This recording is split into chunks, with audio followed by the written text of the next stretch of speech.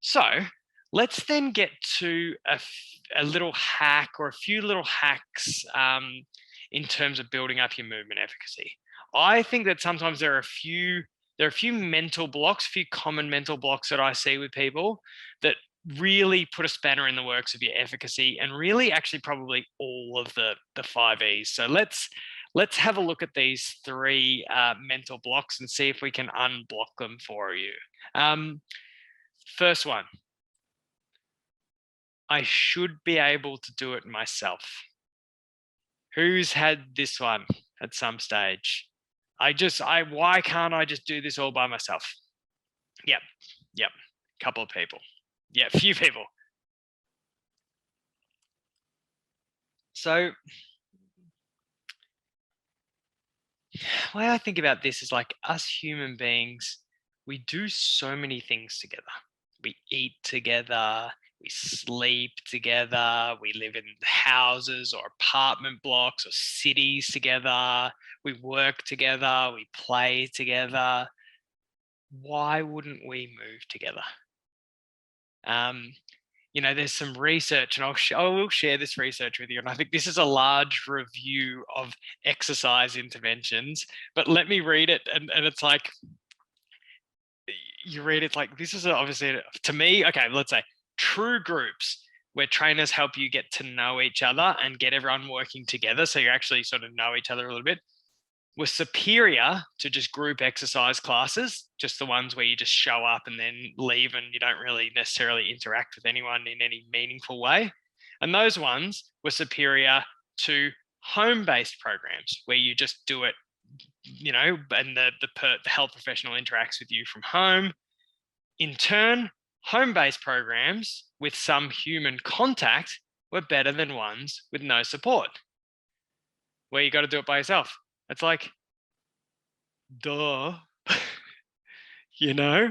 We need support to do things that are challenging, especially if they're not familiar habits to us. So if you have to get support, my real encouragement is to do it. A movement buddy, a group exercise class, a personal trainer, an exercise physiologist. I know these guys cost money sometimes, the professional guys.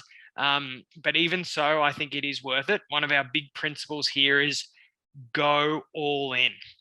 So if you need a trainer or an exercise physiologist or a surgeon or a specialist doctor or a group exercise class, a gym membership to build up your movement, I'd strongly encourage you to do it.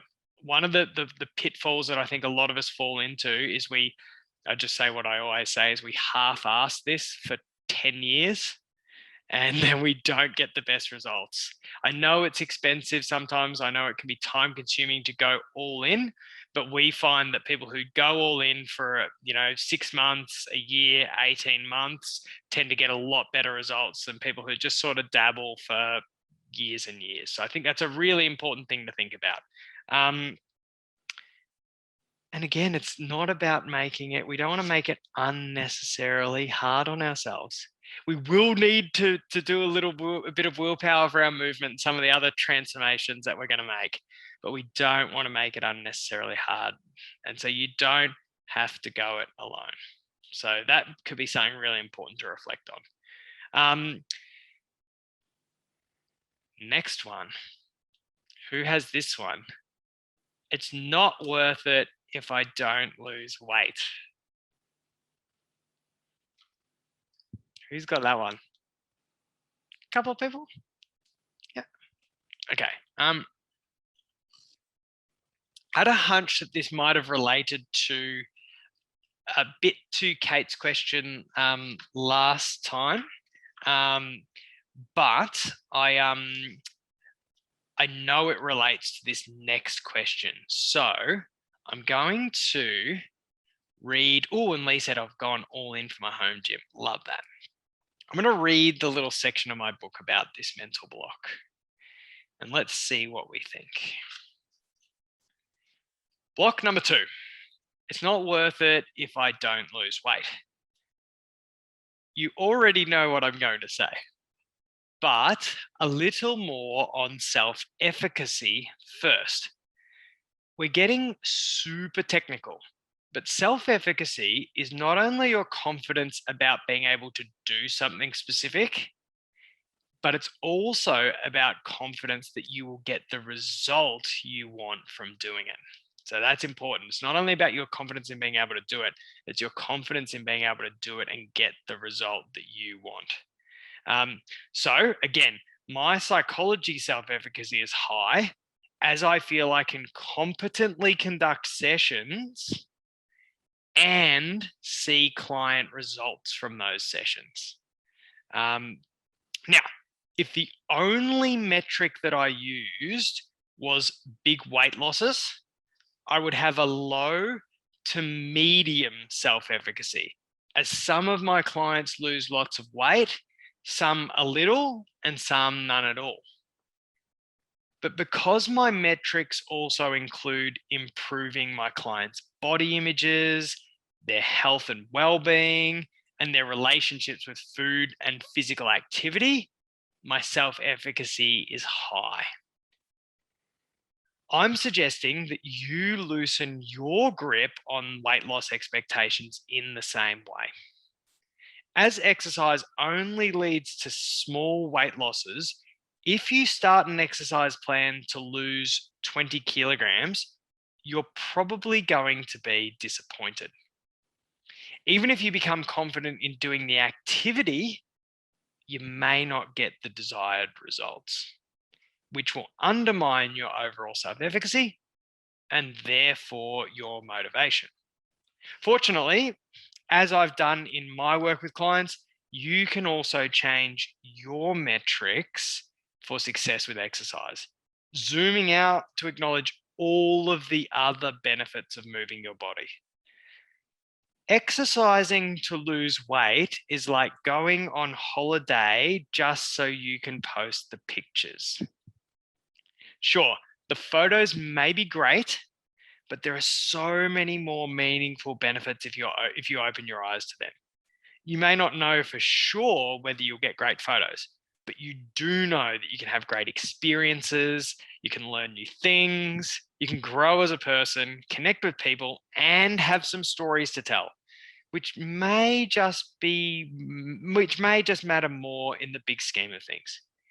In the same way, physical activity's effect on your weight is just a drop in the ocean of the benefits it can provide if you allow it to. So if you feel a little bit hung up on the I'm not losing weight part of things, then this could be really, really important information for you. What do we think, guys?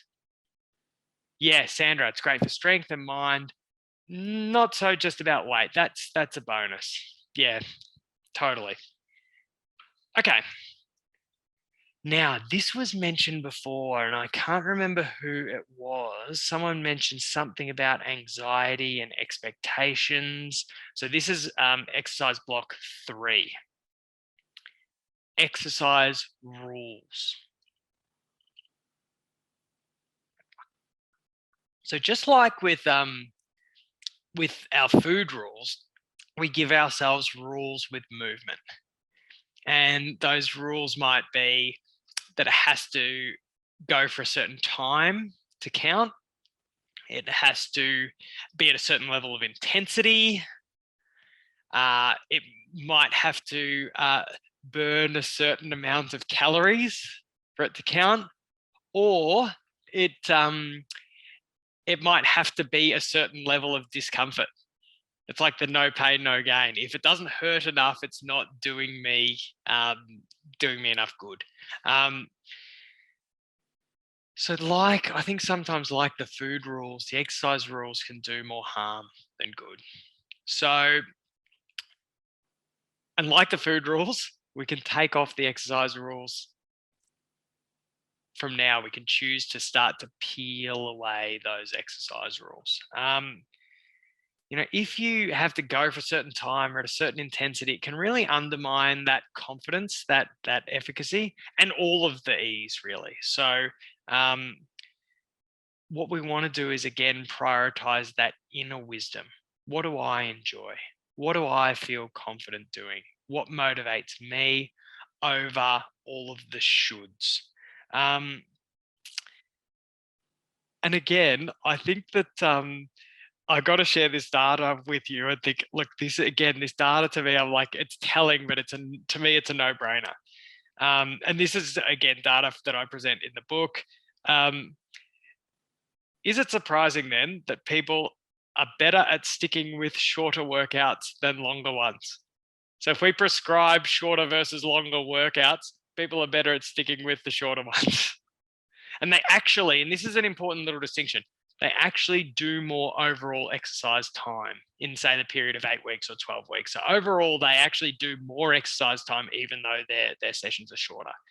This is my favorite, though.